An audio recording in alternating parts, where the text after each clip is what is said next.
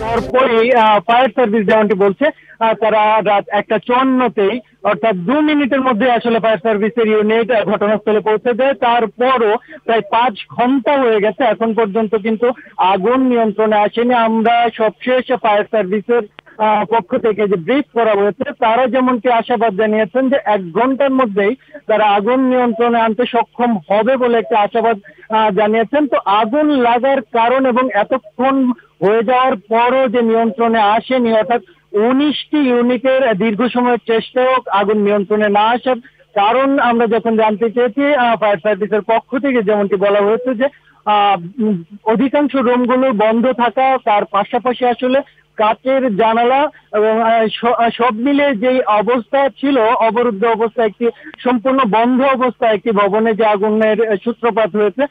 Fire সার্ভিসের পক্ষ থেকে প্রাথমিকভাবে ধারণা করা হচ্ছে এটি আসলে বৈদ্যুতিক শর্ট সার্কিট থেকে আগুনের সূত্রপাত হয়ে থাকতে পারে এবং প্রাথমিকভাবে তারা ক্ষয়ক্ষতির কোনো পরিমাণ আসলে আমাদেরকে জানাতে পারেননি। তবে আমরা এখন পর্যন্ত যেমনটি জানতে পেরেছি, ভবনের 6 থেকে 7, 8 এবং 9 তলা পর্যন্ত ক্ষতিগ্রস্ত হয়েছে আগুনে। এখন পর্যন্ত আমরা কিছুক্ষণ আগেও ভবনের 8 তলা থেকে আগুনের শিখা বেরিয়ে আসতে দেখেছি আমরা। তারপর পরে ফায়ার সার্ভিসের শতাধিক কর্মী ইতিমধ্যেই ভেতরে প্রবেশ করেছেন, তারা কাজ করে যাচ্ছেন। তাদের পাশাপাশি ইতিমধ্যেই র্যাব, বিজিবির সদস্য যেমন রয়েছেন, তেমনি সেনাবাহিনীর সদস্যরাও আসলে ঘটনাস্থলে রয়েছেন এবং জনতার ভিড়ও আমরা দেখতে পাচ্ছি। সব মিলিয়ে একটি অন্যরকম সকাল আসলে দেখতে পাচ্ছি সচিবালয় এবং সচিবালয় কেন্দ্রিক যে এরিয়া।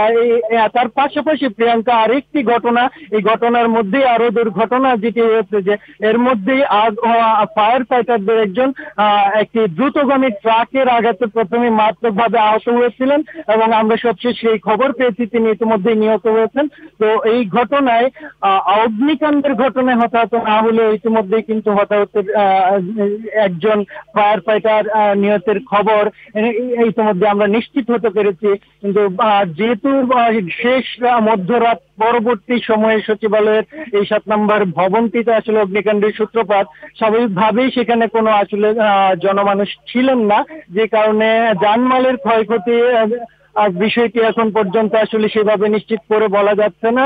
তার পাশাপাশি যে আগুনের যে এইরকম একটি ঘটনা, সচিবালয়ের মতো সুরক্ষিত একটি ভবনে স্থাপনায় যে আগুন, সেটিকে আসলে অনেকেই ইতিমধ্যে আমরা প্রত্যক্ষদর্শী থেকে শুরু করে ফায়ার সার্ভিসের যারা আছেন তারা বলছেন এখানে অনেকেই নাশকতার কোনো আশঙ্কা রয়েছে কিনা এ ধরনের প্রশ্ন করা হলে তারা প্রাথমিকভাবে সেই ধরনের কোনো নাশকতার আশঙ্কা নেই বলেই জানিয়েছেন। তো এটি এখন পর্যন্ত একটি দুর্ঘটনা হিসেবে আসলে দেখা হচ্ছে এবং শেষ পর্যন্ত খুব দ্রুত কিভাবে আগুন নিয়ন্ত্রণে আনা যায় এবং ক্ষয়ক্ষতির পরিমাণ কতটা কমিয়ে আনা যায় সেই চেষ্টাটাই মূলত এখানে করা হচ্ছে এবং সমস্ত বিষয়গুলো যেন সুশৃঙ্খলভাবে এবং খুব দ্রুত সময়ের মধ্যে সম্পন্ন করা যায় সেই জন্য